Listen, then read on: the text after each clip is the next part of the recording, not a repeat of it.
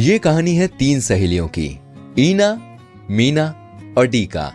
बड़ी गहरी दोस्ती है तीनों की। स्कूल की उस टूटी बेंच से लेकर किशन जी के समोसों तक उनका साथ कभी नहीं छूटा। शादी हुई, जीवन में नए मोड़ भी आए, लेकिन आज भी समय निकालकर तीनों मिल ही लेती हैं और खूब सारी बातों के साथ साथ एक दूसरे की पूरी मदद भी करती हैं। तो ऐसे ही एक दिन बाजार में देखा मीना, अपने पति का जिक्र आते ही ईना कैसे शर्मा रही है। बड़ा प्यार है दोनों में। वो तो है, इसलिए मैं हर कदम अपने पति का साथ देती हूँ। कोशिश करती हूँ कि किसी न किसी तरह उनका हाथ बटा सकूं। आजकल की महंगाई और बढ़ते खर्च, एक आदमी की कमाई से घर चलाना बहुत मुश्किल है। नमकीन, पापड़, अचार ये तो बनाना मुझे आता ही है। सोचती हूँ कि डीका की तरह मैं भी छोटे से बिजनेस से कमाई शुरू करूँ, पर कुछ भी करने के लिए पैसे तो चाहिए ना। पैसे बचाने की कोशिश भी करती हूँ, पर किसी न किसी वजह से खर्च हो ही जाते हैं। इनकी फैक्ट्री की पगार के अलावा मैं भी घर से सिलाई का छोटा मोटा काम कर लेती हूँ, पर पिछले कुछ समय से सिलाई से आमदनी का कोई ठिकाना ही नहीं। कभी काम आ गया तो ठीक, नहीं तो महीने भर कोई पैसे नहीं। मैं भी कोशिश कर रही हूँ कि कुछ पैसों का इंतजाम करके 1-2 सिलाई मशीनें लेके एक छोटी सी दुकान खोल लूँ। यूनिफॉर्म सिलाई का काफी काम मिल सकता है। मेरी भी कहानी कुछ ऐसी ही है। वैसे कहने के लिए हमारी चाय की दुकान ठीक चल रही है, मगर कब तक चाय की टपरी चलाएंगे। थोड़े और पैसों से एक ढाबा या छोटा रेस्टोरेंट खोल के कमाई बढ़ाना चाहते हैं। यही तो उम्र है जम के मेहनत करने की, जिससे बच्चों को बेहतर पढ़ाई और सुविधा दे सके और अपना भविष्य भी सुरक्षित कर सके। और नहीं तो क्या, आखिर घर की खुशहाली पति और पत्नी दोनों की जिम्मेदारी है। हमें भी तो कुछ ना कुछ करना ही चाहिए। बिल्कुल, अब मुझे ही देख लो, जो भी छोटा मोटा कमाती हूँ वो घर में ही काम आता है ना। अरे वो देखो, वो अपनी रीटा ही है ना। क्या बात है, बेटी के लिए नई किताबें। मैंने पिछले हफ्ते ही उसे पास वाले बड़े अंग्रेजी स्कूल में देखा था। बेटी का वहाँ दाखिला कराया है। इसके पास इतने पैसे कहाँ से आ गए? जहाँ तक मुझे याद है, रीता और उसके पति का बिजनेस ठीक नहीं चल रहा था। फिर ऐसा क्या हो गया अचानक? यही आ रही है, चलो पूछे। अरे वाह, तीनों हस्तियाँ आज एक साथ। कैसी हो तुम तीनों? हम बढ़िया हैं, तुम कैसी हो रीटा? वाह, बेटी के लिए नया स्कूल बैग और किताबें। कोई लॉटरी लगी है क्या?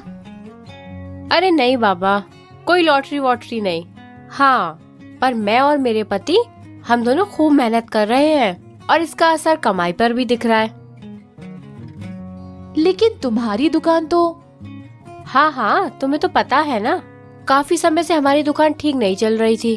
पैसा नहीं था तो ज्यादा सामान भी नहीं ले पाते थे और दुकान भी खस्ता हालत में थी।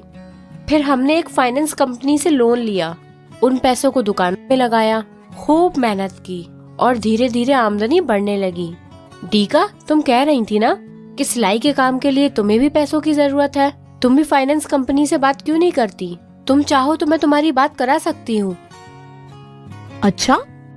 हाँ, क्यों नहीं। अगर मिलना हो तो मुझे बताना। अब मैं चलती हूँ, बहुत काम बाकी है। रीता तो चली जाती है, लेकिन जाते जाते तीनों के मन में आशा जरूर जगा जाती है।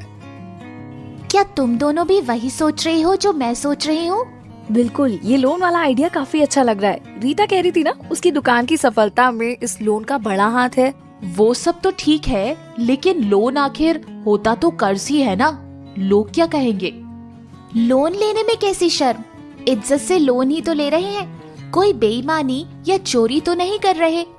मुझे बस ये चिंता है कि फंस न जाएं। चंदा के ससुर ने कई साल पहले साहूकार से लोन लिया था और आज तक चुका रहे हैं। साहूकार के हिसाब से तो अभी भी आधा लोन बाकी है।